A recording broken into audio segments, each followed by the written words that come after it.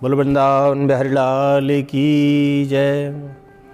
ये हमारा कर्म सु ऐप यूट्यूब चैनल के माध्यम से आप सब लोग भक्त दर्शन कर रहे हैं, जो हमारे आदित्य कुमार मिश्रा जी के द्वारा संचालित है ये। और आप सब भक्त लोग वृंदावन आते हैं, आप सब लोगों को एक संदेश देना चाहते हैं हम कि वृंदावन धाम में कैसे आना चाहिए, क्योंकि ये वृंदावन धाम की जो भूमि है पवित्र, ये कोई साधारण भूमि नहीं है। यहाँ पे साक्षात बालकृष्ण ने अपनी बाल लीलाएँ की हुई हैं, माखन चुराया है, अनेकों क्रीड़ाएँ की हैं अपने बालकाल में। और इस भूमि पर हमारे आने का उद्देश्य है कि मोक्ष प्राप्ति, भगवत प्राप्ति, बालकृष्ण का साक्षात्कार हमको हो। तो सबसे पहले हम इस भूमि पे आए तो कैसे आए, क्योंकि ये भूमि भगवान बालकृष्ण ने अपने हृदय स्वरूप माना है, इसको हृदय माना है। लेकिन हम लोग जब आते हैं तो अपनी गाड़ियों को रेस्ट देते हुए चले आ रहे हैं, रौनते चले आ रहे हैं। तो आपकी छाती पर अगर कोई लात मारता है तो आपको कितना कष्ट होगा। तो ब्रज की जो भूमि है, वृंदावन की सीमा है, वहाँ अपनी गाड़ियों को पार्क करके आएँ। उसके बाद अपने जूते चप्पल उसमें रख कर के आएँ गाड़ियों के अंदर। उसके बाद उस भूमि को प्रणाम करें, ब्रज भूमि को। फिर भगवान का नाम स्मरण करते हुए आपको वृंदावन में प्रवेश करना चाहिए। वृंदावन में प्रवेश करके हमको क्या देखना है? वृंदावन में प्रवेश करते ही हमको देखना है कि भगवान बालकृष्ण ने यहाँ हमारी किशोरी जी ने कौन कौन सी लीलाएं की हैं। उन लीलाओं का जब चिंतन करेंगे तो आपको भगवत दर्शन होगा।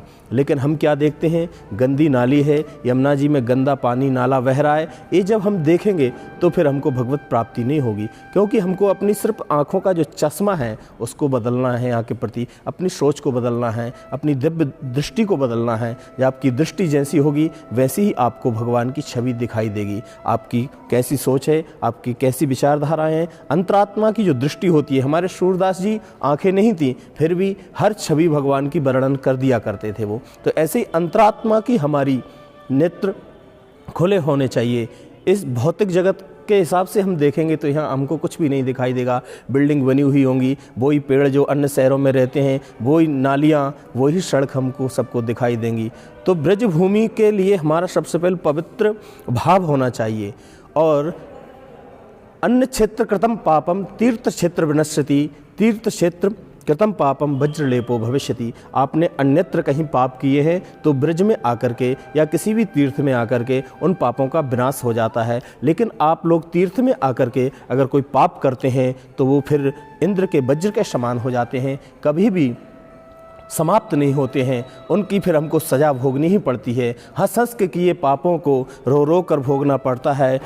हाथों से लगाई गांठों को एक दिन दांतों से खोलना पड़ता है। इस तरह से हमारे द्वारा जो पाप कर्म किए हैं उनकी हमको सज़ा भोगनी ही पड़ती है। तो तीर्थ है ये, यहाँ अपनी श्रद्धा लेकर के आएँ, भगवत भक्ति हमारे हृदय में धारण करके आएँ। यहाँ आकर कोई पाप कर्म हमसे ना हो, ऐसे हमको अपने विचार रखने चाहिए और अपनी यात्रा को मंगलमय कराना चाहिए। यहाँ यात्रा करते समय आपको क्या देखना है? गोपेश्वर महादेव का दर्शन करना है, कात्यायनी माँ का दर्शन करना है, बांके बिहारी जी का दर्शन करना है, राधा रमण जी का दर्शन करना है, यमुना स्नान करना है, ब्रज में वृंदावन की परिक्रमा लगानी है, गोवर्धन जी का दर्शन करना है। जब ये सब करेंगे आप तो आपको क्या होगा? ब्रज आने का आपको लाभ पूर्ण प्राप्त होगा। अन्यथा आप ऐसे ही प्रेम मंदिर की लाइटों को देख करके चले जाएंगे, उससे आपकी ब्रज यात्रा पूर्ण नहीं होने वाली है। तो भगवान श्री कृष्ण के समय की यहाँ क्या चीज़ है? 3 चीज़ अवश्य हैं।